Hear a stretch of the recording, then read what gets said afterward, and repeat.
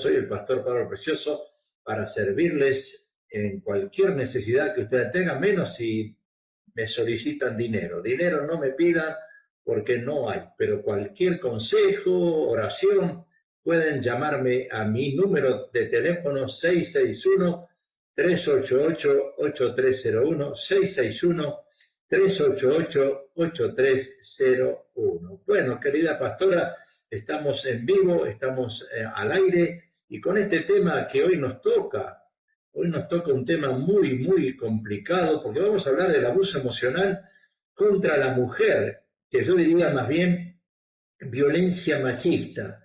Para mí, en tantos años que llevo pastoreando y dando consejos, a mí me dicen, mi marido, mi esposo es un machista. Bueno, la palabra machista en el sentido literal quiere decir una cosa, pero para mí machista es un hombre ignorante, ignorante de la palabra. Un machista es un hombre que ignora realmente cómo Dios hizo al hombre, cómo Dios creó a la mujer de la costilla del hombre. O sea, un machista es una persona que no tiene raciocinio, intelecto, inteligencia, sabiduría de cómo tratar a una mujer como vaso más frágil. Y para iniciar el tema, en primer lugar, quiero adjudicar algo que tenemos en uno de nuestros libros que hemos escrito. Dios nos permitió escribir 2 libros, y uno es Para toda la vida y el otro Libres de culpa. Y en Para toda la vida, para toda la vida, hemos escrito en 200 páginas que el hombre es práctico y la mujer es emocional, querido hermano y hermana. Querido marido, querido esposo, escucha. Tu esposa es emocional, y hoy el 95% de nuestras congregaciones en las iglesias son almáticas, especialmente en el lado de la mujer es emocional, el hombre es práctico. ¿Por qué? ¿Por qué digo eso? Porque Dios no le habla de la misma forma a los hombres que a las mujeres. En la Biblia, en el Antiguo Testamento y en el Nuevo Testamento, Jesús le habla de una forma diferente. Dios le habla diferente a las mujeres. Cuando Dios quería hablarle a un hombre, lo hacía salir de esa comodidad, de ese tirarse del sofá, mirar televisión, y los llevaba a la montaña. O sea que Noé subió al Ararat, Moisés subió al Sinaí, Elías subió al Horeb, al monte Horeb, Josué subió al monte Baal, y Jesús subía a las montañas a orar. Sin embargo, cuando Jesús le hablaba a las mujeres, no las llamaba a subir al monte, sino que descendía y las visitaba. Hay muchos pasajes en la Biblia donde Jesús visita a las mujeres. Agar, por ejemplo, Agar fue visitada en el desierto por Dios. María fue encontrada en su casa, la mujer samaritana fue buscada junto al pozo. María Magdalena, bueno, fue llamada por su nombre en el jardín. O sea, Jesús nunca las hizo escalar, sino que Jesús bajaba a buscarlas donde estaban. Jesús ya sabía que la mujer era vaso más frágil y eran emocionales. ¿Cómo Jesús trataba a las mujeres? Por eso hay muchos hombres que no sabemos tratar a nuestras esposas. A las mujeres Jesús las visitaba con ternura, porque fueron diseñadas para dar vida. Recuerden que nosotros hemos nacido gracias a una mujer, para hacer ayuda, para guardar promesas, para hacer habitación de su presencia.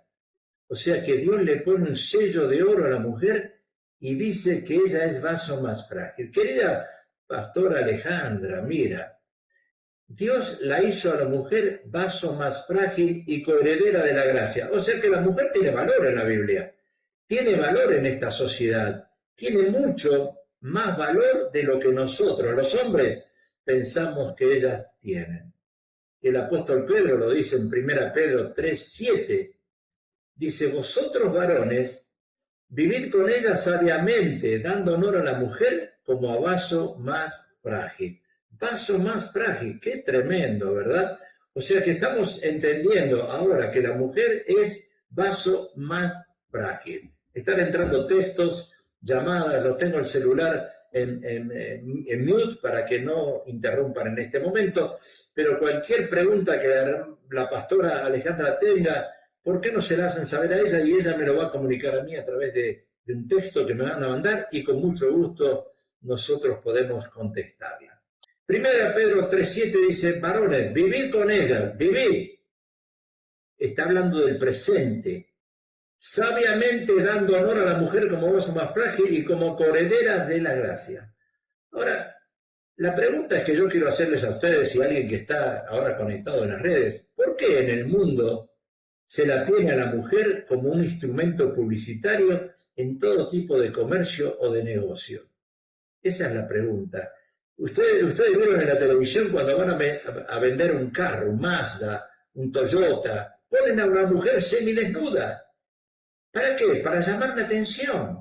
O sea que la mujer, hoy en día, en el Antiguo Testamento era un objeto, pero hoy en día es otro objeto para perdición. ¿Por qué? ¿Qué tiene que hacer una mujer semidesnuda en la publicidad de un carro, de un automóvil? Sin embargo, hoy la mujer es un instrumento publicitario, es un comercio. Y Dios no diseñó a la mujer como un instrumento publicitario. Al contrario, en el diseño original de Dios, y si no quiere tener estorbos en su vida, debes aprender a tratar dignamente a tu esposa, dignamente a la mujer. Ahora, voy a reemplazar una palabra en la Biblia, por supuesto. En vez de decir vosotros maridos, voy a decir vosotros varones. Porque ¿cuántos varones hoy en día, Pastora Alejandra, hay machistas? Y inclusive machistas que ignoran la palabra de Dios. Estoy hablando del pueblo cristiano, porque en el pueblo pagano, por supuesto que hay machistas, pero en el pueblo cristiano ya no tendría que existir eso, pero sí está.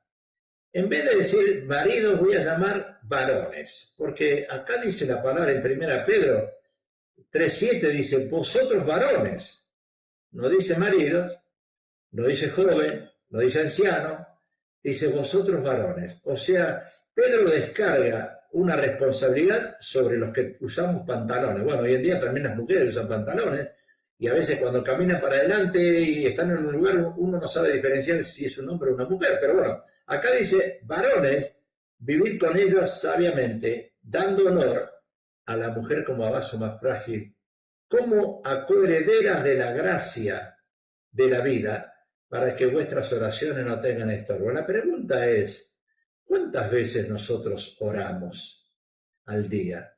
Y a veces pensamos que Dios es un microwave, que Dios, yo voy a orar para que realmente mi matrimonio cambie, la relación entre mi esposa y el esposo cambie, voy a orar, pero no actuamos.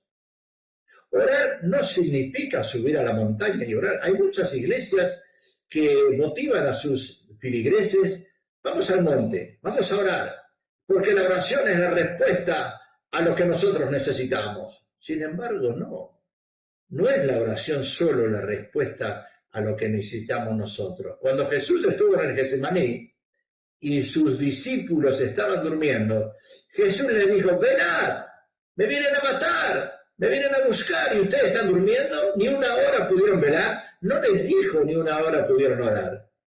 O sea que escucha varón, escucha mi hermana, por favor, la oración no es todo.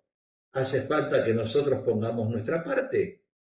Y nuestra parte como esposo y como esposa, Dios la dejó diseñada en el manual de instrucciones que se llama la Biblia. Dos responsabilidades Dios coloca en el hombre supuestamente llamado machista hoy en día. Y dice Pedro, vivir con ella sabiamente. Qué difícil que es esa palabra. Salomón pidió sabiduría, no pidió riquezas, pidió sabiduría a Dios. Y después dice, dando honor a la mujer como vaso más frágil, como a coherederas de la gracia de la vida para que vuestras oraciones no tengan estorbo. Ahí está el orar, solo orar, solo orar, solo no. Se necesita sabiduría, entender que la mujer es vaso más frágil, saber cómo tratarla, y entender también que Dios las diseñó coherederas de la gracia.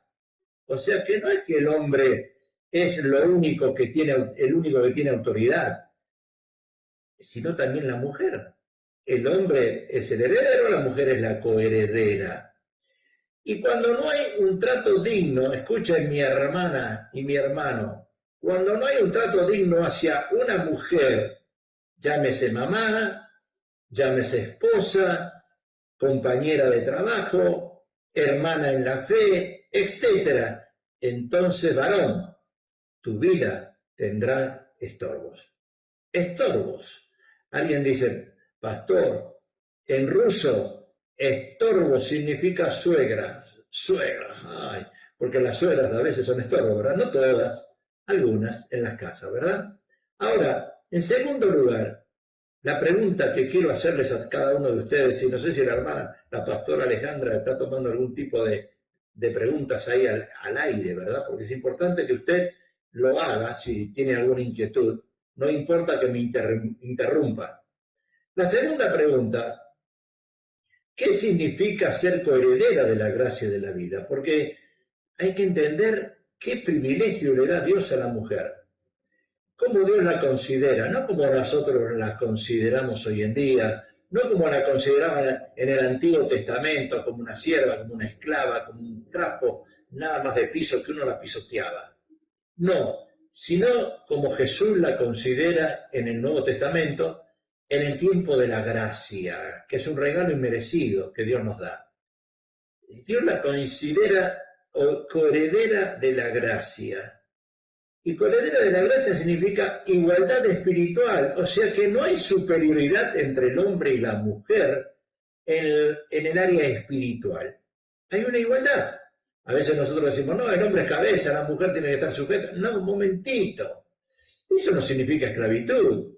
Estamos hablando de igualdad espiritual. Y cuando hablamos de igualdad espiritual, hoy en día las mujeres son más espirituales que el hombre, aunque son más emocionales.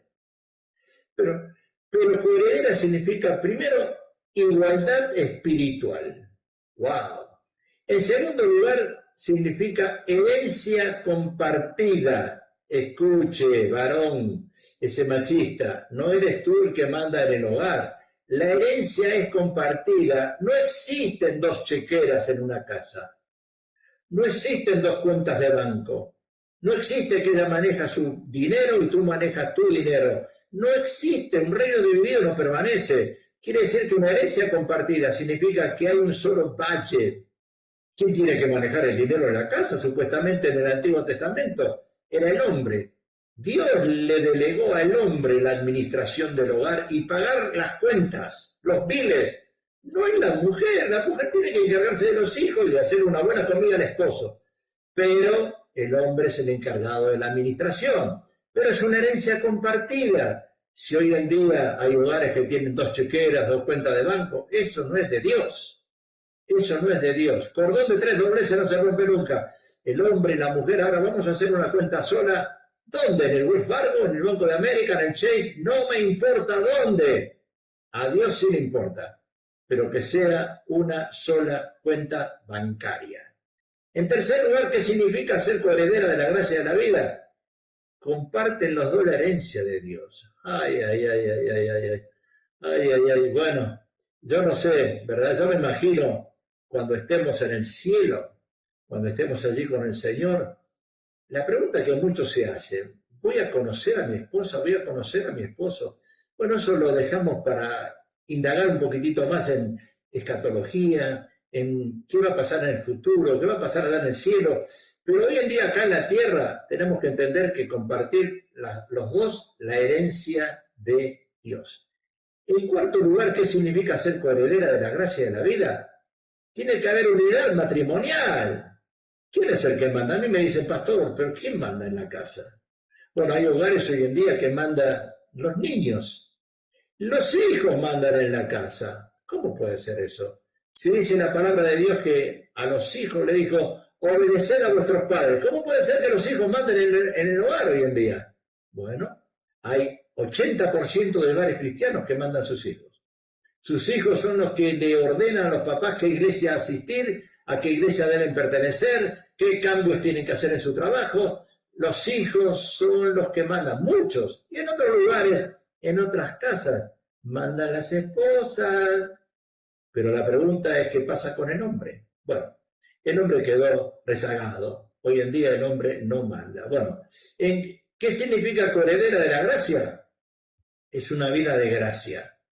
Escuche, Estamos aquí, pasajeros somos, dice la Biblia, extranjeros, advenedizos, somos pasajeros. Estamos en esta tierra por 70, 80 años, dice la palabra, los más robustos, y después nos vamos. Ahora, ¿dónde nos vamos? Algunos irán al cielo, otros, dice la palabra de Dios, al infierno. Yo no me quiero ir al infierno, y para eso tengo que entender que estoy viviendo una vida de gracia.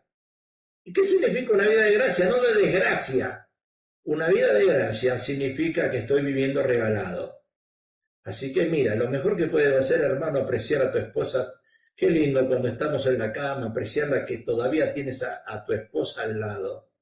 ¿Sabes? Yo tengo un primo que vive en Rhode Island, un primo mayor que yo, perdió a la esposa hace 2 años atrás, y él está tan afligido, tan triste, tan en depresión, en un estado depresivo, llora todos los días, claro, por más de 50 años casados, y después perder a la ayuda idónea. Ahora está lamentándose. ¿Por qué lamentándonos ahora cuando podemos ser felices cuando la tenemos a nuestro lado? Dios estableció que tanto el hombre como la mujer son iguales en valor y herederos conjuntos de su gracia. Y las mujeres son las únicas que pueden dar vida, a menos que haya algún varón que, wow, por ese milagro de la naturaleza divina, diga, quiero ser papá y estoy embarazado. Bueno, no ocurre eso, ¿verdad? Gracias a Dios que nosotros los varones no pasamos por esa experiencia dolorosa, porque debe ser doloroso. Pero bueno, Dios le dijo a la mujer, parirás con dolor. Se lo dijo a la mujer, no nos dijo a nosotros. Pero somos herederos conjuntos de su gracia. Y las mujeres son las únicas que pueden dar vida. Las mujeres son las únicas que pueden dar vida. Varón, si tú naciste, si estás respirando hoy en día, es por gracia de una mujer. Así que tú tienes que tener de ellas, la tienes que levantar en lo alto, la tienes que alabar, te tienes que dar cuenta que gracias a una mujer tú respiras. Las mujeres son las únicas que pueden dar vida porque al ser coherederas de la gracia, Dios les dio la herencia para dar vida. ¡Qué privilegio! Por eso es mujer más frágil. Por eso Dios le puso más frágil. Más frágil. Cuidado. Dios entonces tiene mucho celo por la mujer.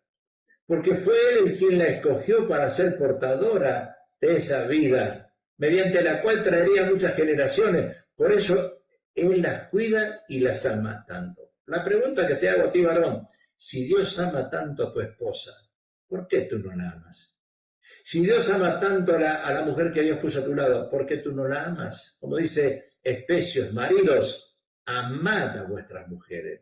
Amad con un amor ágape. Aunque el amor ágape solo viene de parte de Jesús, de parte de Dios. Pero amar a la esposa con ese amor eros, con ese amor fileo, con ese amor de compañerismo, con ese amor erótico. Tienes que amarla de tal forma que quien se meta con una mujer, sea esposo, hijo, papá, se está metiéndose con Dios.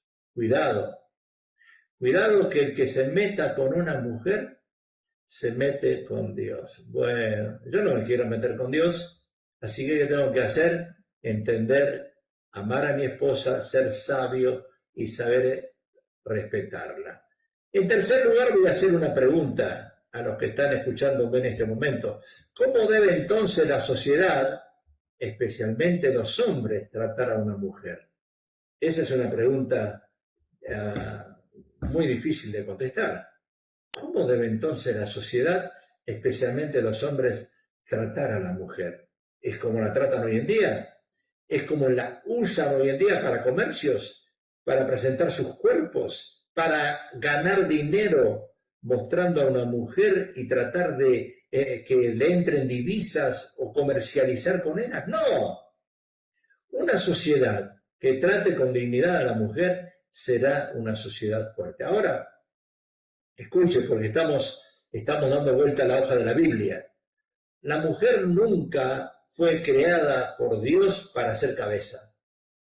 La mujer nunca fue creada por Dios para ser cabeza, pero hoy en día muchas de ellas quieren ser cabeza. Y déjeme decirle algo más importante, queridos hermanos y pastora Alejandra. Dios hizo a la mujer más inteligente que el hombre, porque ellas usan los dos hemisferios del cerebro a la misma vez. El hombre una vez, un solo hemisferio a la vez. Cuando el hombre va, la mujer fue y volvió. Por eso cuando le hacemos una pregunta a un varón, contesta ella. Porque las mujeres son más inteligentes. Lo podemos ver hoy en día en la política. Lo podemos ver jugando fútbol, en los deportes. Lo podemos ver dando anuncios. Lo podemos ver en el área administrativa. ¿Cómo puede ser que una mujer ha subido tanta escala? ¿Cómo puede ser que ahora una mujer se encuentra arriba y no abajo del hombre? Una sociedad que trate con dignidad a la mujer será una sociedad fuerte. Y bueno, estamos viendo eso, que las mujeres hoy están sobresaliendo. Y hay que respetarlas.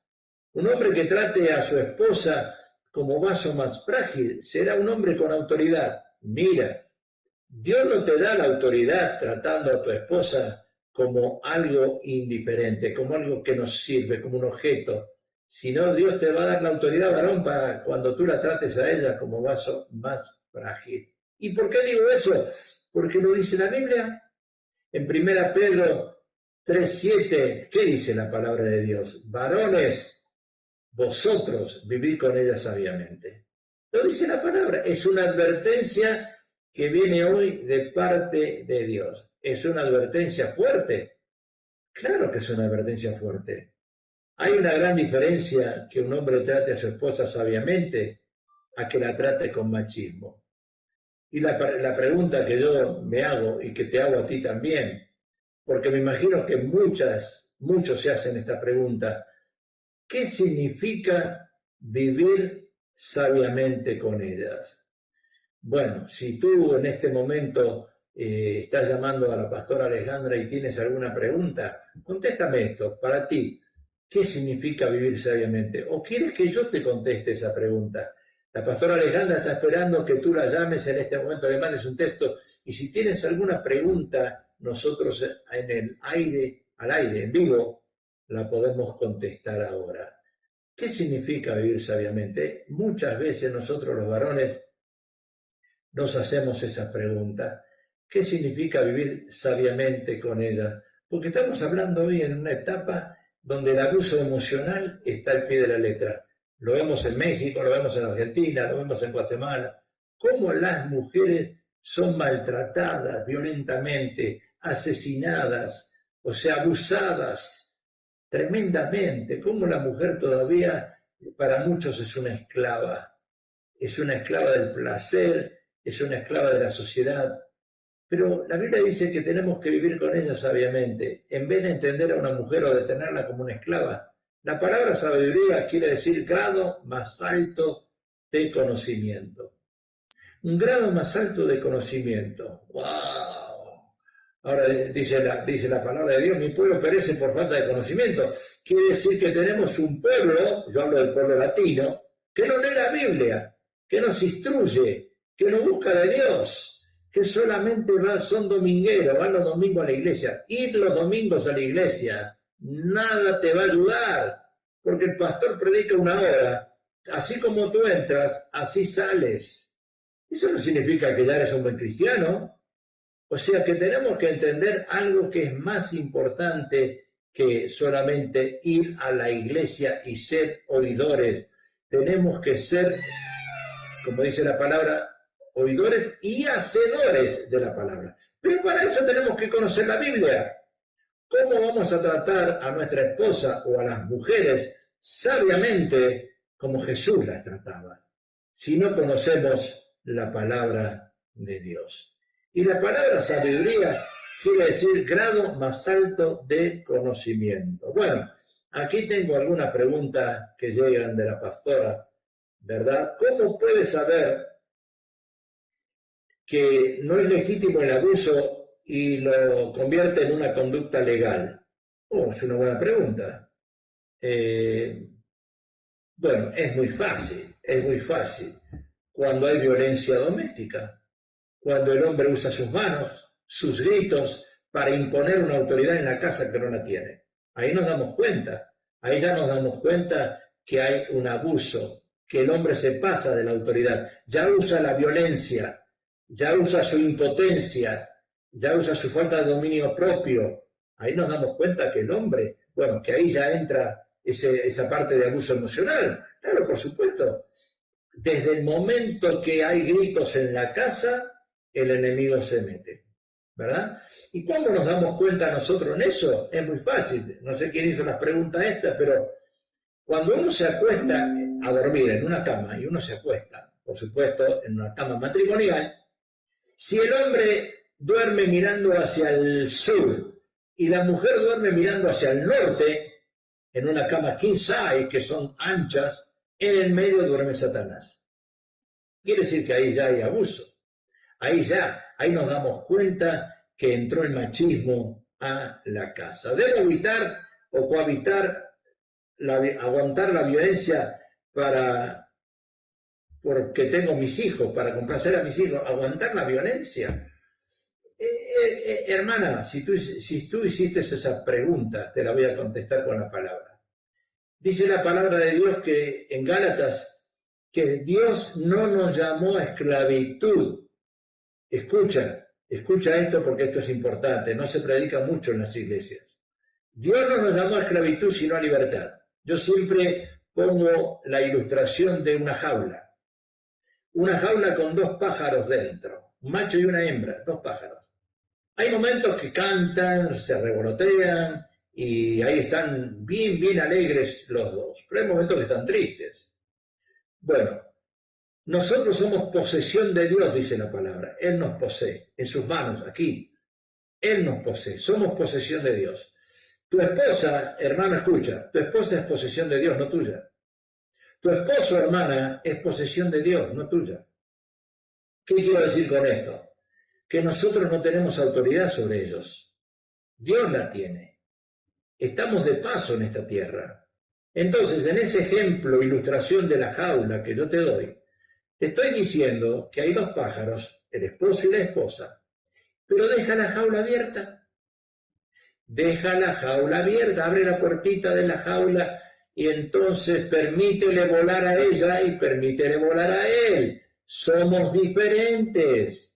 No estamos sujetos a esclavitud, estamos sujetos a libertad. No estoy diciendo libertinaje, estoy diciendo libertad, porque a libertad nos llamó el Señor. Pero, cuidado, no imponer ningún tipo de autoridad. No imposiciones, porque Dios no impone, Dios permite que sucedan ciertas cosas en nuestra vida, pero Él no las obliga. Jesús no nos vino a condenar, nos vino a rescatar. Entonces, mi hermana, mi hermano, abre la jaula, déjalo volar, no es posesión tuya, mi hermano, mi hermana, sino somos posesión de Dios. La palabra sabiduría quiere decir grado más alto de conocimiento. Y el apóstol Pedro sigue diciendo en el versículo que estamos nosotros tratando: vosotros maridos igualmente vivid con ella sabiamente, dando honor a la mujer como vaso más frágil, ahora dice como coherederas de la gracia. O sea que la sabiduría aquí no es solo intelectual, sino práctica. Como yo les digo a muchos, a mí me molesta mucho esas reuniones de oración. Me molesta mucho porque a veces nosotros, el pueblo latino, tenemos esa mala costumbre de ir a una reunión de oración y empezar a orar en voz alta, y que mi marido es un adúltero, que mi marido es un borracho, y contarle a todo el mundo cómo es el marido, cómo es la esposa y cómo son nuestros hijos. Cuando Dios ya lo sabe.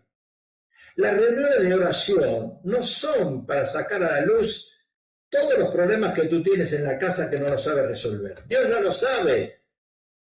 Eso se convierte en chisme. No vayas a orar a una iglesia o a una reunión de oración para chismear. A Dios no le gustan los chismosos. A Dios no le gustan los chismosos. Y a Dios no le gustan los que juzgan. Porque de la misma manera como tú juzgas, vas a ser juzgado. Así que recuerda que la sabiduría no es solo intelectual, sino práctica. Tenemos que ser ejemplos. Con el ejemplo se gana el esposo, con el ejemplo se gana la esposa. Comprender cómo cuidarla, es muy fácil eso. Apoyarla, y guiar el hogar en amor, porque si no hay amor no hay Dios. Dios es amor, dice la Biblia. Voy a hacer otra pregunta. Estamos ya en la mitad del tema de hoy, y si alguien quiere enviarle a la pastora otra pregunta, o al hermano que está ahí en cabina otra pregunta, por supuesto estamos listos aquí para contestarlas, ¿verdad? La pregunta que quiero hacer: entender y tratar a su esposa como vaso más frágil. ¿Qué significa ser vaso más frágil? Bueno, ahí tengo una pregunta que muy fácil de contestar. ¿Qué significa ser vaso más frágil? Pero antes de contestar esto, tengo algo más, un texto aquí de la pastora que me dice: ¿puede el abuso justificar el amor? Mi esposo dice que me ama, pero me abusa personalmente, verbalmente. No. Escucha, mi hermana, lamento lo que estás pasando, y esa pregunta sé que lo estás haciendo con mucho dolor.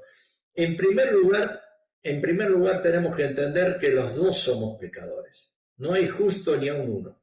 Hermana, ponte en eso en la mente, grábatelo en la mente. Mi hermana, porque tú eres emocional, y yo sé que te dueles, y yo sé que tu esposo quizás está actuando muy mal contra ti. Pero en primer lugar, antes de juzgar, porque el que juzga es pecado juzgar, y antes de nosotros quizás echarle la culpa a alguien, porque el que echa la culpa, Satanás solamente es el que nos culpa. Así que, quitando esas dos cosas del medio, hermana, ponte en el lugar primero. Los dos somos pecadores. Los dos somos pecadores. No te justifiques, no te creas santa. Hay mujeres, hay esposas, hay mujeres, y aunque estamos alabando a las mujeres hoy en día, pero hay mujeres, hay hermanitas que piensan que porque van los 7 días a la iglesia, ellas son santas y el marido es un diablo.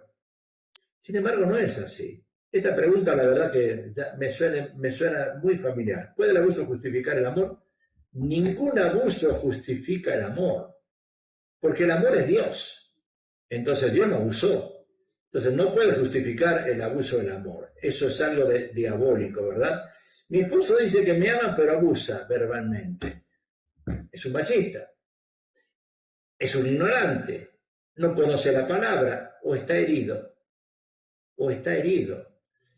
Pregúntale a tu esposo cómo fue su juventud, cómo fue su niñez.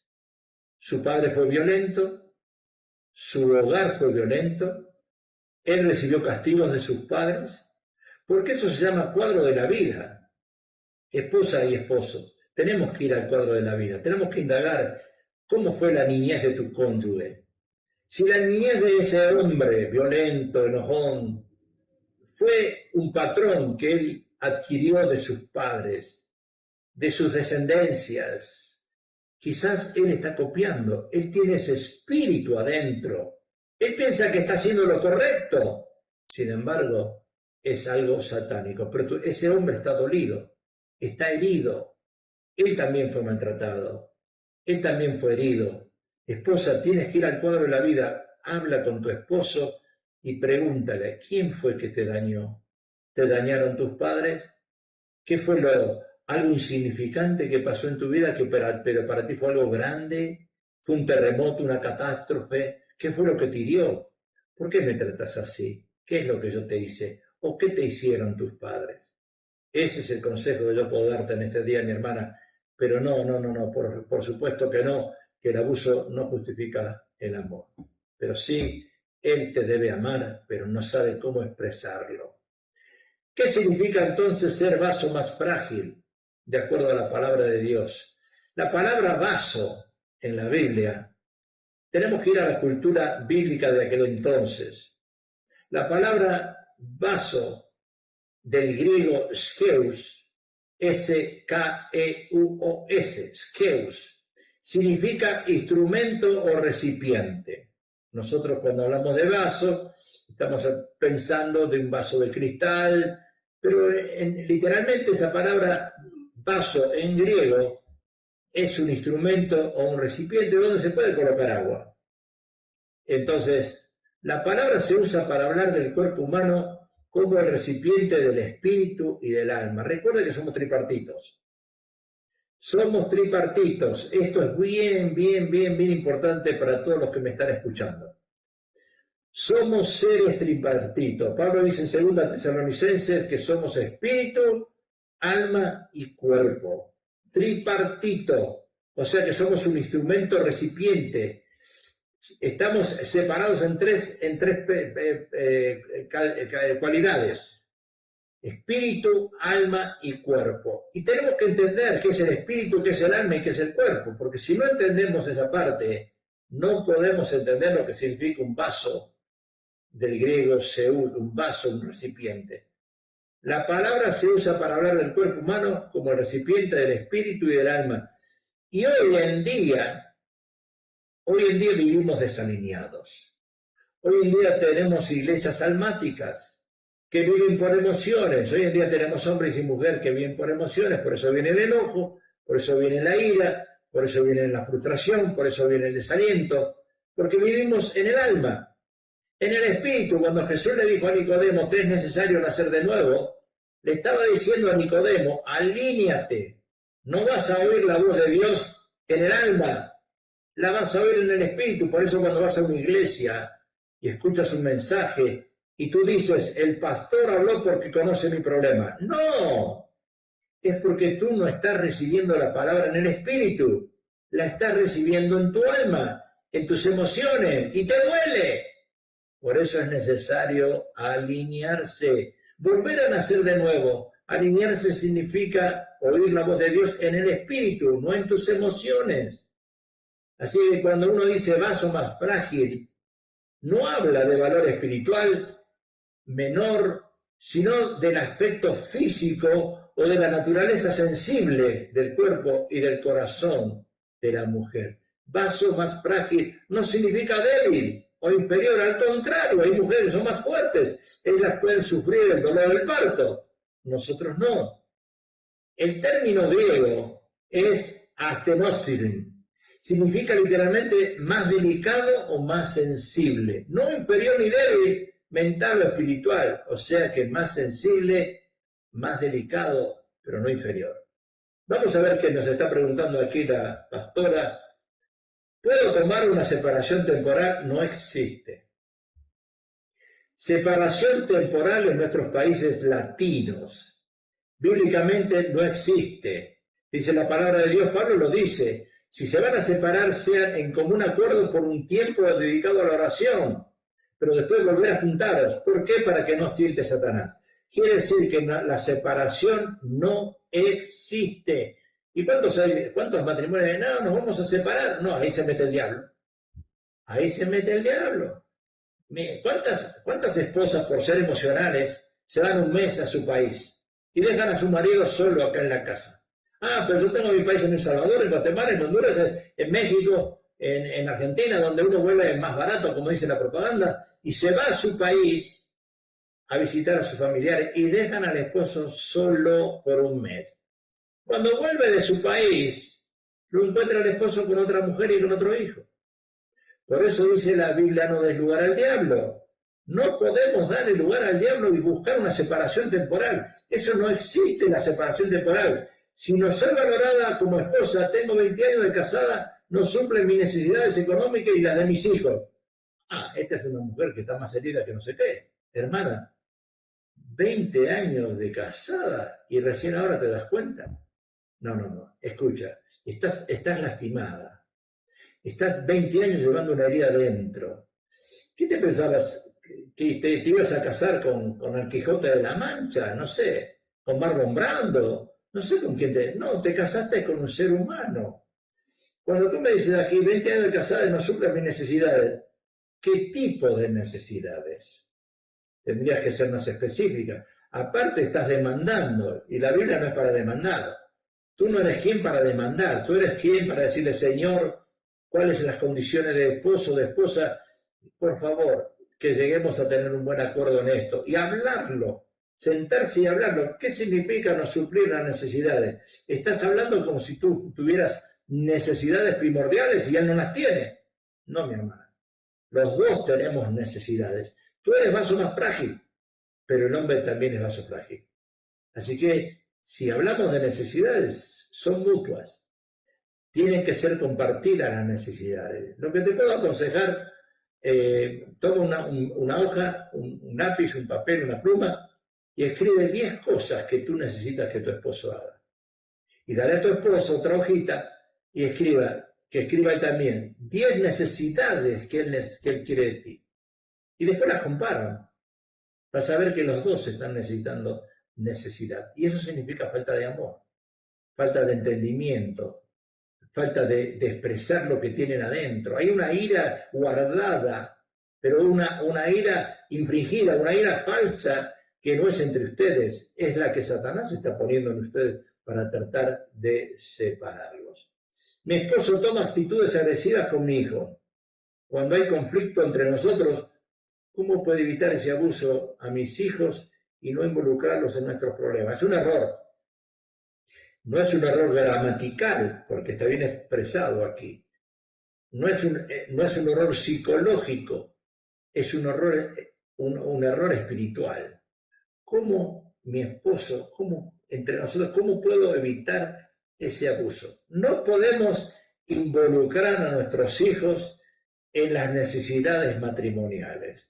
Acuérdense que nuestros hijos, dice dice Proverbios, Salomón dice, instruye al niño en su camino. Dios nos regala pájaros, para que los instruyamos. Y cuando ya sean grandes, vuelen. Nuestros hijos están de paso. No usemos a nuestros hijos como un ring de boxeo. Vamos a boxear y vamos a decirle a nuestros hijos quién gana. ¿Ganó papá o ganó mamá? Nunca involucremos a nuestros hijos en nuestras necesidades matrimoniales. Ellos vinieron simplemente como un regalo de Dios para que los instruyamos y nosotros los lancemos a la vida. Pero el que empiece un matrimonio lo termina. Los dos somos necesariamente responsables para que el matrimonio sea para toda la vida y sin culpar a nuestros hijos. Recuerda, te voy a advertir algo más, querida hermana, tú que mandaste esta pregunta.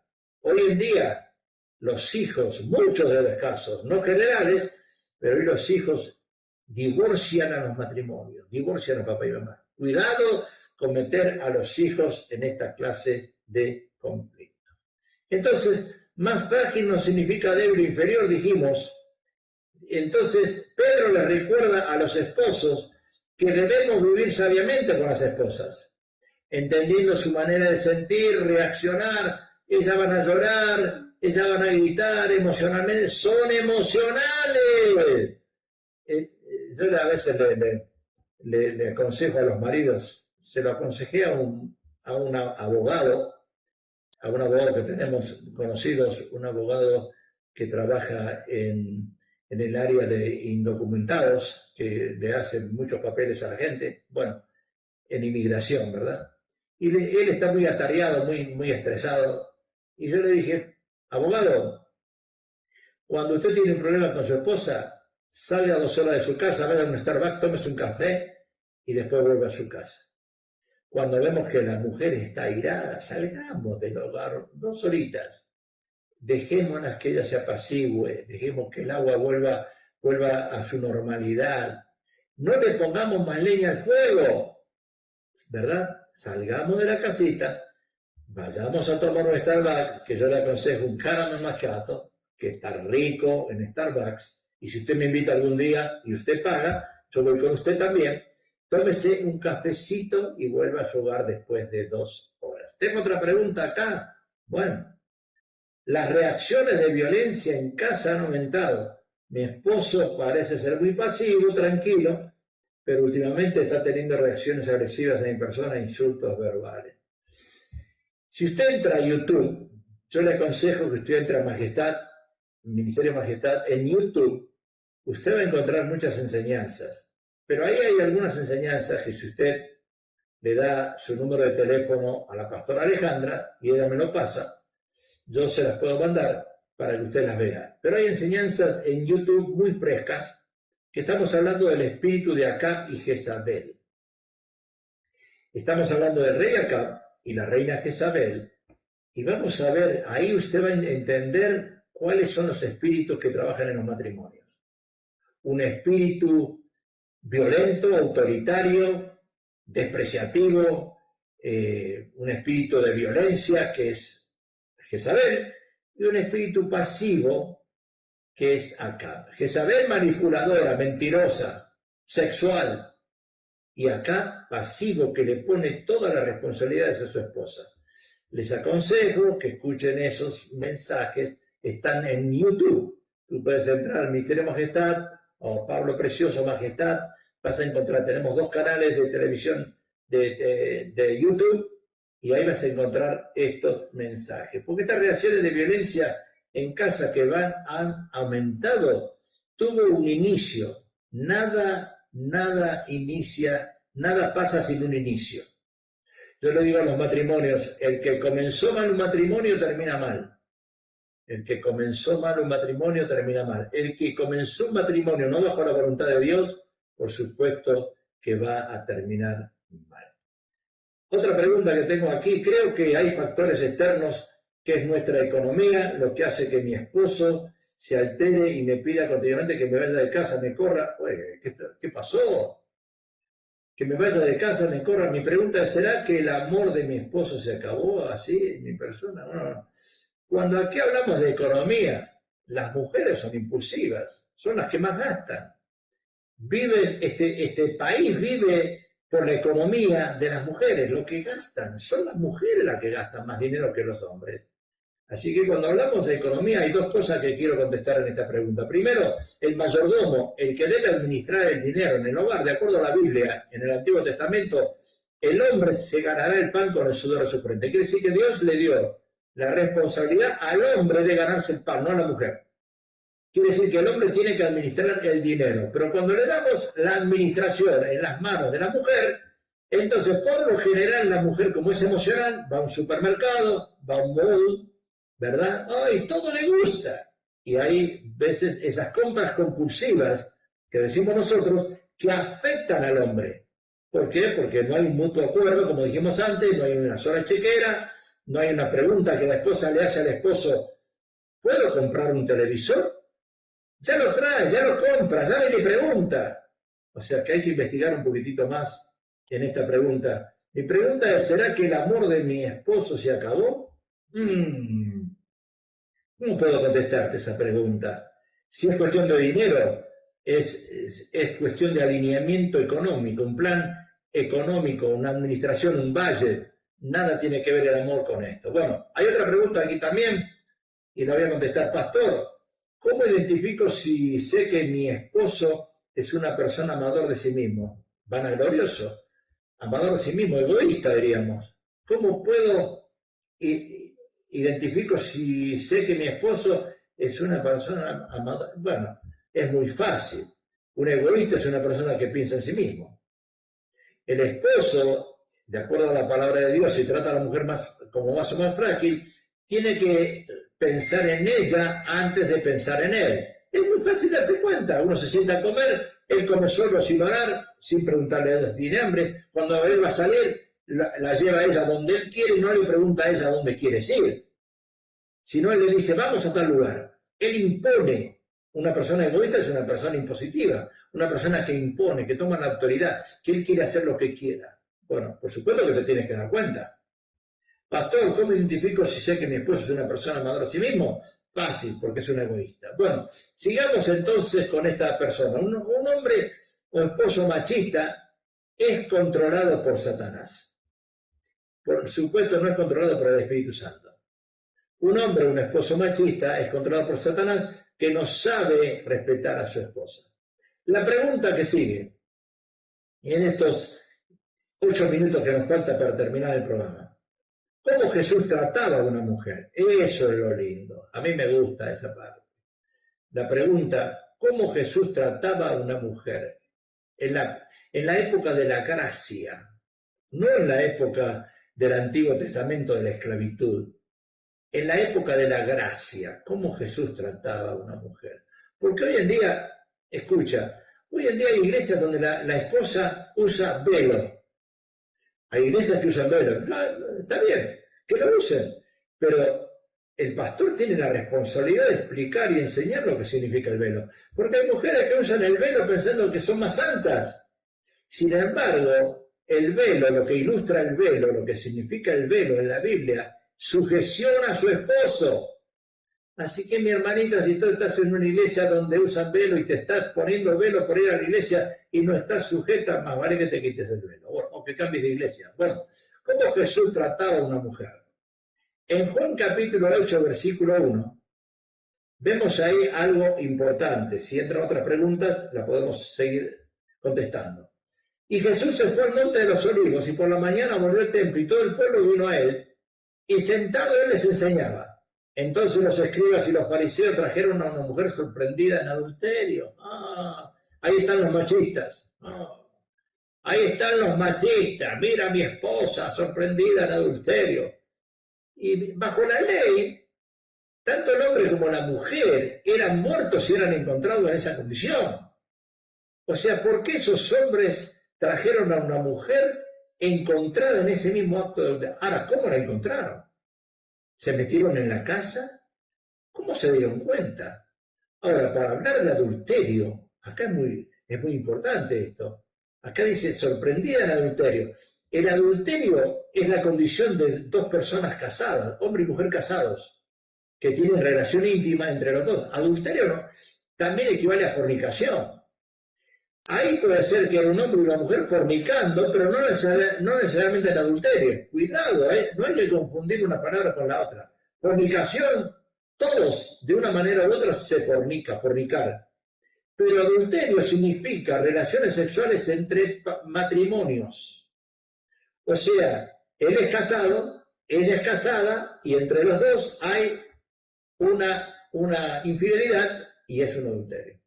Pero bajo la ley, tanto el hombre como la mujer eran muertos si eran encontrados. ¿Por qué la mujer tenía que apedrearla? ¿Y por qué a los hombres no? Si es como dice la Biblia, que estaban en adulterio, quiere decir que era él y ella. Los dos. Había que matar a los dos, no solamente a ella. Sin embargo, llegaron todos estos fariseos y escribas con piedras en la mano, y a veces nosotros todos tenemos piedras en la mano para matar al cónyuge, pero no, yo me acuerdo lo que dice la palabra de Dios, si tienes, recuerda que si tienes una pajita en tu ojo, una pajita, ¿verdad? No trates de sacarle la paja del ojo ajeno cuando tú tienes esa paja, esa viga, si tú tienes esa viga no le saques la paja al ojo ajeno. Entonces, ¿por qué vamos con piedra? ¿Por qué vamos con piedras en la mano tratando de buscar a la otra persona y pegarle? Mira lo que estás haciendo, te encontré en esto, eres un mentiroso, eres esto, y piedras, y piedras, y piedras, y piedras. Muchos cristianos hoy estamos acostumbrados a usar piedras, sin usar la oración, sin usar el amor de Dios. Entonces, bajo la ley, el hombre como la mujer eran muertos si eran encontrados en esa condición. ¿Qué hizo Jesús en ese momento? ¿Qué tenía que haber hecho Jesús? ¿Apedrear a esa mujer? No. Jesús trata diferente a una mujer. Jesús la trata como vaso más frágil. Jesús trató a esa mujer con sabiduría. No la condenó, sino la perdonó. Solo le dijo, ellos te están culpando, ellos te acusan. Bueno, lo hiciste, pero ve, no lo hagas más. Yo te voy a perdonar, pero no lo hagas más. Eso es muy importante, porque bajo la ley la mujer fue maltratada por hombres y ella es machista. Y hoy en día hay muchos hombres que lo único que hacen con su esposa, tomar piedras y echárselas encima hasta matarlas espiritualmente. La mujer fue maltratada durante muchos años, viviendo bajo maltratos y la coloca en una postura de rebeldía y venganza. O sea que ahora la mujer se quiere vengar. ¿Por qué fue maltratada? Fue herida, fue lastimada y ahora ella es como si quisiera vengarse. Tú me la hiciste, ahora me la vas a pagar. Quiero terminar en estos 3 minutos con una oración, porque acá hay otra pregunta. He notado cambios en mi esposo, tengo 2 años de casada, él ha comenzado a gritarme, a ofenderme, a veces golpes y él le dice que es, por eso lo vivió en la casa. Él culpa a sus padres, puede hacer algo por él. Claro que se puede hacer algo por él. Dile que me hable. Pero dile a la pastora Alejandra que mi número de teléfono es 388-8301, 661-388-8301. Nosotros damos consejería, por supuesto lo podemos hacer en persona, lo podemos hacer también por teléfono, por cámaras, nos conectamos y podemos darles consejería. Una vez más, el número es 661-388-8301. El pastor Pablo Precioso está a disposición, que me puede hablar y podemos tratar de ver qué es lo que está sucediendo en ese lugar. Entonces, quiero terminar con esto, porque bajo la gracia, Jesús no te condena. Jesús, enderezándose, Jesús dice en la Biblia, y no viendo a nadie, sino a la mujer, le dijo: mujer, ¿dónde están los que te acusaban? Ninguno te condenó. Ella dijo: ninguno, Señor. Entonces Jesús le dijo: ni yo te condeno, vete y no peques más. Nunca hubo palabras de violencia en la boca de Jesús, porque Él vino a traer libertad a los cautivos. Mujer, termino con esto, no permitas que nadie sea violento contigo, ni tampoco tú lo seas. No uses la violencia como un arma vengativa. No seas manipuladora, mentirosa, agresiva. Lo que quieres que te hagan, hazlo a los demás, y lo que no quieres que te hagan, no lo hagas tú tampoco. Jesús, levantando la vista, la miró a la mujer y le dijo: nadie te condena, ni yo lo hago, vete y no peques más. Vete, ni siquiera yo te juzgo, pero no lo vuelvas a hacer. Padre Celestial, te damos gracias por este tiempo que tuvimos aquí hablando del abuso emocional contra la violencia machista. Señor, perdona nuestras faltas, perdona nuestra ignorancia, nuestra impotencia, nuestra falta de sabiduría.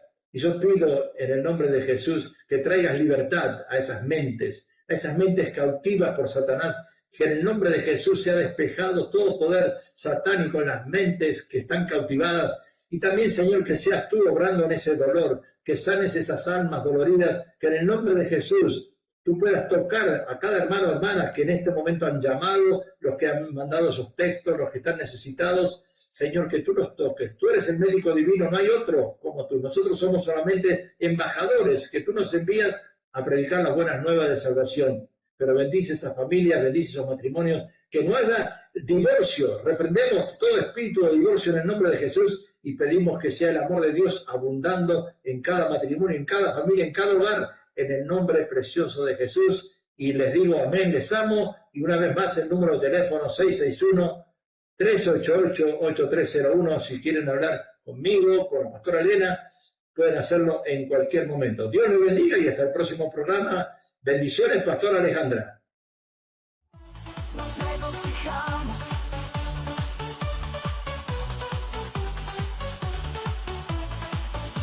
Qué gusto escuchar la palabra de Dios, de una voz poderosa que el Señor autorizó. Ellas con la verdad bien te aconsejarán.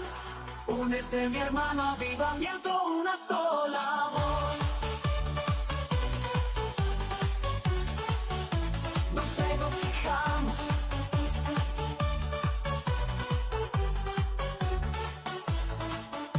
Qué gusto escuchar